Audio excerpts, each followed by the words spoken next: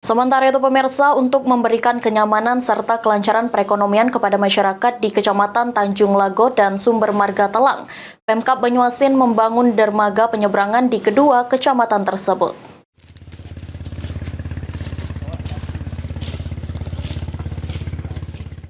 Pejabat Bupati Banyuasin Muhammad Farid meninjau lokasi dermaga Sri Menanti Banyuasin, Kecamatan Tanjung Lago dan dermaga Karangagung, Kecamatan Sumber Marga Telang, Kabupaten Banyuasin. Kunjungan ini bertujuan untuk melihat progres pembangunan dermaga yang akan menjadi penghubung antar kecamatan melalui kapal penyeberangan.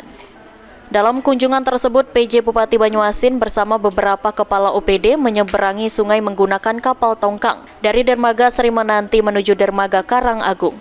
Farid berharap setelah dermaga ini berfungsi, masyarakat dapat semakin nyaman menggunakan transportasi air. Farid juga menjelaskan dengan dibuatnya kedua dermaga ini, masyarakat semakin nyaman saat menyeberangi sungai. Dan dengan adanya dermaga penyeberangan ini akan berdampak positif terhadap perekonomian masyarakat sekitar.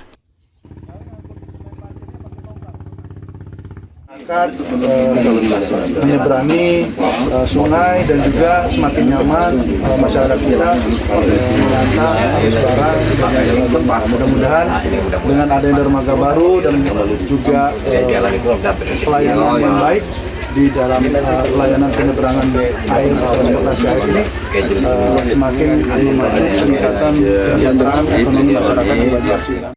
Muhammad Farid juga mengatakan untuk pembangunan kedua dermaga ini ditargetkan pada awal tahun 2025 mendatang.